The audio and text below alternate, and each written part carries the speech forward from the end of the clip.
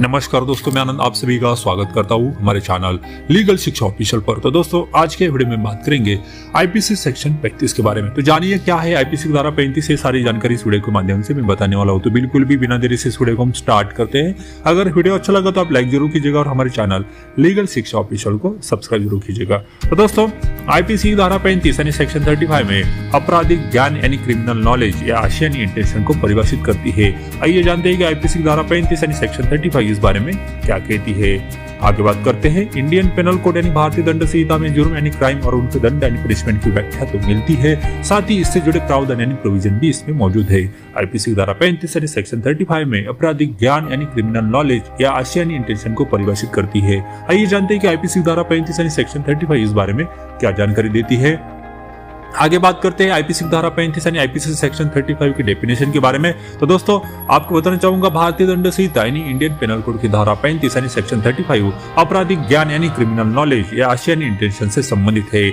IPC धारा 35 के अनुसार ऐसा कार्य यानी सच एंड एक्ट इस कारण आपराधिक यानी क्रिमिनल है कि वो आपराधिक ज्ञान यानी क्रिमिनल नॉलेज या आशय यानी रीजन से किया गया है। आसान भाषा में कहे तो जब कोई कार्य यानी जो आपराधिक ज्ञान यानी क्रिमिनल नॉलेज या आशय यानी इंटेंशन से किए जाने के कारण ही अपराधी के कई व्यक्तियों यानी सेवरल पर्सन द्वारा किया जाता है, तब ऐसे व्यक्तियों में से हर व्यक्ति यानी एवरी पर्सन जो ऐसे ज्ञान यानी नॉलेज या आशय से उस कार्य यानी एक्ट में सम्मिलित यानी इंक्लूसिव होता है, उस कार्य के लिए उसी प्रकार दायित्व के अधीन यानी सब्जेक्ट टू लायबिलिटी है, मानो वो कार्य उस ज्ञान यानी आशय से अकेले उसी शख्स द्वारा किया गया हो।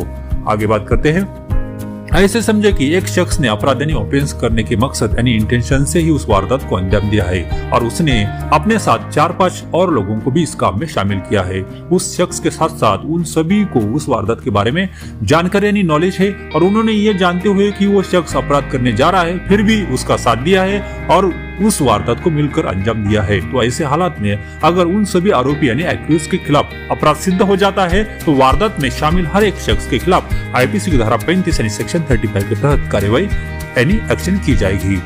तो दोस्तों आगे बात करते हैं क्या है आईपीसी। तो दोस्तों भारतीय दंड संहिता यानी इंडियन पेनल कोड भारत में यहाँ के किसी भी नागरिक यानी सिटीजन द्वारा किए गए कुछ अपराधों यानी सर्टेन ऑफेंसेस की परिभाषा यानी डेफिनेशन और दंड यानी पनिशमेंट का प्रावधान यानी प्रोविजन करती है। आपको बता दें ये भारत की सेना यानी इंडियन आर्मी पर लागू नहीं होती है। पहले आईपीसी जम्मू एवं कश्मीर में लागू नहीं होती थी, लेकिन धारा 370 हटने के बाद वहां पे भी आईपीसी लागू हुई है। इससे पहले वहां रणबीर दंड संहिता यानी आरपीसी लागू होती थी।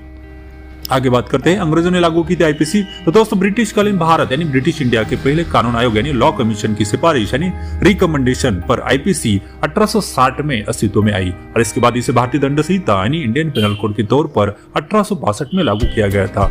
मौजूदा दंड संहिता को हम सभी भारतीय दंड संहिता 1860 के नाम से जानते हैं। इसका खाका लॉर्ड मैकॉले ने तैयार किया था। बाद में समय समय पर इसमें कई तरह के बदलाव किए जाते रहे। तो दोस्तों आज के वीडियो में हमने बात किया है आईपीसी सेक्शन 35 के बारे में। तो क्या है आईपीसी सेक्शन 35 और क्या है उसके प्रोविजन यानी प्रावधान क्या है, ये सारी जानकारी इस वीडियो के माध्यम से मैंने दी है। अगर आपके मन में कुछ भी डाउट्स या सवाल रहेंगे तो आप मुझे कमेंट बॉक्स के थ्रू पूछ सकते हैं। दोस्तों मेरे आपसे रिक्वेस्ट है कि वीडियो अपने दोस्तों के साथ शेयर कीजिए ताकि उनको भी पता होना चाहिए आईपीसी सेक्शन 35 क्या है उसके प्रावधान, ये सारी जानकारी उनको भी पता होनी चाहिए। तो दोस्तों आज के वीडियो में बस इतना ही। मिलते हैं नेक्स्ट वीडियो के साथ। तब तक के लिए आप अपना ख्याल रखिए, खुश रहे।